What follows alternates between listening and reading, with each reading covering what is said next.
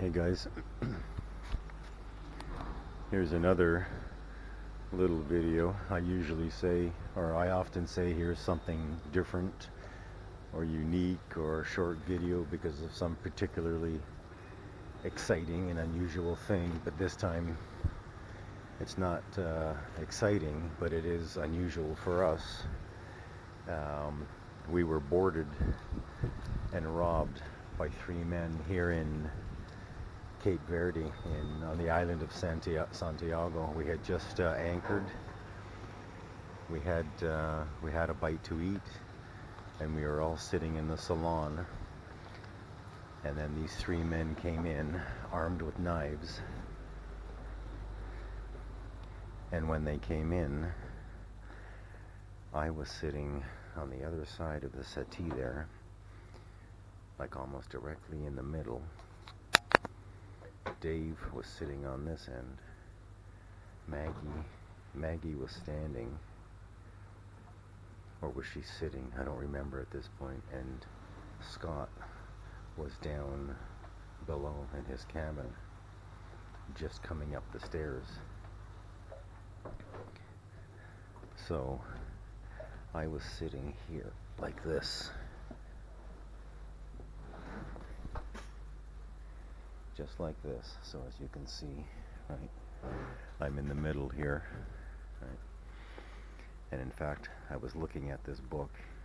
We were just sort of chatting, and I looked up, and that's what I saw coming through the door. These three guys with their knives. Maggie was still standing, or Maggie, if she was sitting, she got up. So Scott was just coming up the stairs there, and they told him to sit down. So Scott sat directly beside me here, right beside me, and then Maggie ended up sitting on the other side of him, and this is where we were all trapped for this. I think it was about 15 minutes or 20 minutes they were on board while they rifled through things, demanding money. They took all of our cell phones. They took money. They took my wallet. They took Maggie's credit cards. They took Scott's laptop with all of his work on it that he does with his business. Yeah, Dave was sitting right here. He was totally helpless too. So anyway, they kept waving these knives around. At one point, one of them was standing right here, directly in front of me, and came up with rope, indicating that he wanted to tie us up. At that point, I said no, and that's where I drew the line, and he backed off, right? There's no way I'm going to allow somebody to tie me up, right? Because if their intention was to kill us, then we definitely had no way to defend ourselves when we're tied up, right? So one of the guys was standing right here, and I don't know how well the camera can pick this up, but you can see the gouge that he made with his knife here, right? He was standing here, jabbing the knife as well. He was threatening us to terrify us. And so anyway, they demanded the key for the dinghy, which we turned over. The dinghy is up in its harness right now, but it was in the water when they boarded us. They unlocked it and then rowed away in the dinghy because the gas can wasn't in the dinghy, so there was no gas feed to the engine, so they rowed away. The dinghy was found abandoned just over there, so that's where they abandoned it and then took off. So we ended up, Scott and I were in the police department for a couple of hours till midnight, I think, giving out our statements, and then when we got back, we were given the news that the dinghy had been found, and we were anchored way out there in the bay. They've kindly allowed us to be here now. Hey, how are you? This is one of the several guys who sat here with us the entire time, and with Maggie and Dave, while Scott and I were at the police station, watching over things for them, watching over them, watching over the boat. So anyway, they kindly allowed us to stay tied up here until the federal police arrive in a few hours, I hope, to take fingerprints and to take more statements, etc.